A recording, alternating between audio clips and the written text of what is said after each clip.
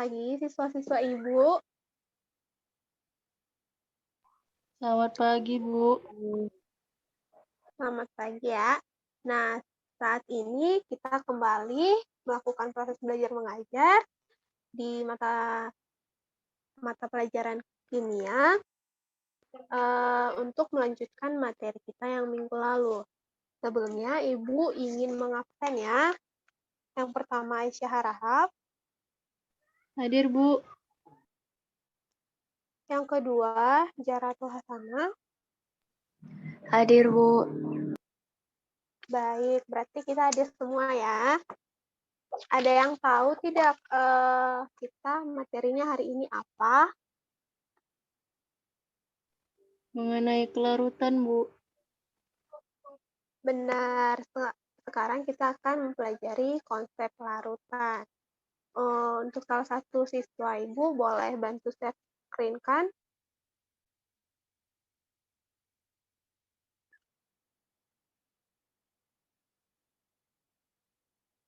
Terima kasih ya. Nah, sekarang kita akan mempelajari konsep larutan. Sebelumnya, tujuan kita mempelajari konsep larutan ini adalah setelah mengikuti proses pembelajaran melalui metode pembelajaran daring tentang larutan, peserta didik diharapkan mampu menjelaskan konsep pembuatan larutan dan mampu melakukan perhitungan mengenai molaritas, molalitas, normalitas dengan mandiri dan bertanggung jawab. Nah, slide berikutnya. Untuk konsep larutan ini ada subtopik pembahasan yang akan kita bahas. Yang pertama ada definisi larutan, kedua sifat larutan, ketiga jenis larutan, diantaranya elektrolit dan non-elektrolit, dan yang keempat ada perhitungan, yaitu ada molaritas dan molalitas. Nah, kita masuk ke konsepnya nih. Apa sih itu sebenarnya larutan?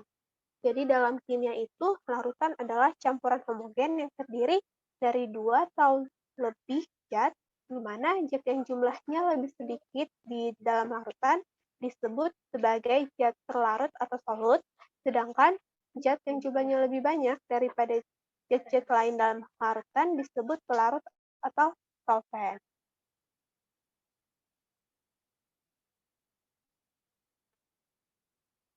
Nah, berikutnya kita pada konsep larutan ini akan membahas molaritas. Nah, jadi apa itu molaritas?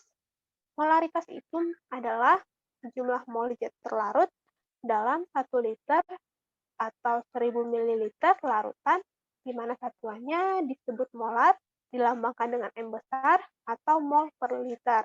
Rumusnya, seperti yang kalian lihat, M sama dengan mol zat terlarut per volume larutan atau dalam liter. Atau ada lagi rumus yang lain, M sama dengan gram zat terlarut per mr dikali 1000 per volume mililiter larutan. Berikutnya, nah ada lagi rumus lain untuk molaritas yang digunakan. Nah, yaitu ada rumusnya M sama dengan 10 dikali T dikali Rho per mR.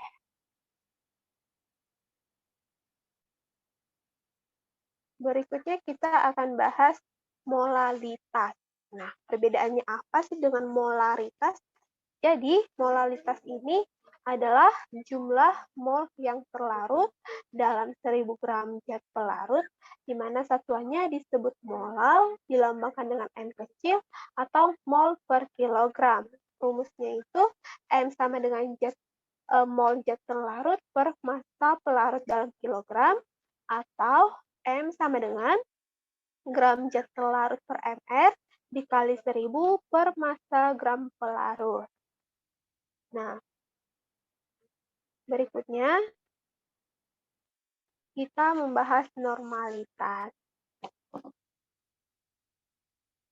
Nah, normalitas itu merupakan besaran yang menyatakan jumlah mol ekivalen zat terlarut pada tiap satuan volume larutan dengan cara molaritas dikalikan valensi asam atau basa, dalam hal ini jumlah H atau OH. Adapun rumus dari normalitas ini yaitu N sama dengan EK per P atau N sama dengan N dikali A per P atau N sama dengan M dikali A, di mana N besar merupakan normalitas, P sama dengan volume larutan, N kecil sama dengan mol suatu zat, dan A kecil ekuivalen suatu zat. Nah, ekuivalen ini adalah mol ekuivalen di mana jumlah mol dikali jumlah ion H+ atau ion OH negatif. Jika N mol zat terlarut mengandung sebanyak A ion H+ atau OH negatif, maka rumus mol ekuivalen itu sama dengan N dikali A. Di sini perlu digarisbawahi untuk asam, 1 mol ekuivalen sebanding dengan 1 mol ion H+, dan untuk basa 1 mol ekuivalen sebanding dengan 1 mol ion OH negatif. Berikutnya, kita akan membahas persen atau kadar massa dan persen atau kadar volume. Untuk lebih tahu, kita lihat ya slide berikutnya. Jadi, persen atau kadar massa itu adalah jumlah gram zat terlarut dalam 100 gram larutan. Dirumuskan dengan massa zat terlarut per massa total dikali 100%. Nah, yang berikutnya itu persen atau kadar volume merupakan jumlah liter zat terlarut dalam 100 liter larutan. Rumusnya itu volume zat terlarut per volume total dikali 100%. Berikutnya, dan yang terakhir kita membahas fraksi mol terlarut dan fraksi mol pelarut. Nah, dengan catatan berlaku ketentuan XT ditambah XP sama dengan 1. Untuk lebih memahami, kita lihat slide berikutnya.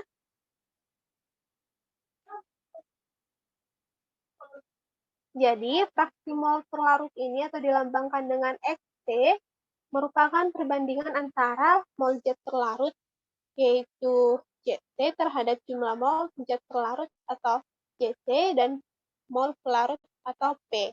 Dalam matematikanya itu ditulis XT sama dengan mol ZT per mol ZT ditambah mol P. Nah, bedanya dengan fraksi mol pelarut, yaitu XP merupakan perbandingan antara mol pelarut, yaitu P, terhadap jumlah mol zat terlarut atau ZT, dan mol pelarut atau P. Dalam matematikanya itu rumusnya ditulis XP sama dengan mol P per mol ZT ditambah mol P. Nah, berarti demikian ya materi kita mengenai konsep larutan untuk hari ini. Di sini Ibu menampilkan 5 soal. Itu ada soal molaritas, normalitas, fraksi mol. Jadi buat siswa-siswa kami, silakan di SS soalnya untuk bahan kerjaan kalian pada konsep larutan. Sebelumnya ada yang mau bertanya?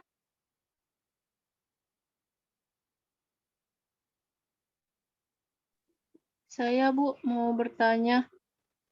Ya, Aisyah ya. Kepada Aisyah, apa pertanyaannya, Nak? Apa saja yang mempengaruhi kelarutan suatu zat, Bu? Baik, apa saja yang mempengaruhi kelarutan suatu zat? Nah, jadi kelarutan suatu senyawa itu tergantung pada sifat fisika, kimia, zat pelarut, dan zat terlarut. Ada juga yang dipengaruhi dengan temperatur, selanjutnya pH larutan, kemudian tekanan, untuk jumlah yang lebih kecil tergantung pada hal terbaginya zat terlarut. Nah, demikian. Bagaimana Aisyah? Dapat menjawab pertanyaannya kan?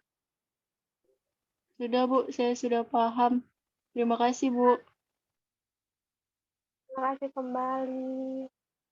Nah, jadi demikian pembelajaran kita hari ini mengenai konsep pelarutan. Ibu sudah menyiapkan tugasnya, silakan dikerjakan. Untuk menutup pertemuan kita hari ini, Ibu ada mengambil salah satu tokoh, yaitu Jerome Pauline ya. Kita pasti sudah tahu. Jadi dia mengatakan seperti ini, masa lalu adalah pelajaran, masa kini adalah kesempatan, masa depan adalah tantangan. Persiapkan diri dengan baik untuk menghadapi masa depan. Tidak ada yang tahu tentang hari esok, yang pasti ada kesempatan, tetapi ada juga tantangan. Baik, Ibu akhiri. Jangan lupa tugasnya. Demikian pertemuan kita untuk hari ini. Besar harapan Ibu materinya dapat kalian pelajari lebih lagi. Baik, terima kasih dan selamat pagi.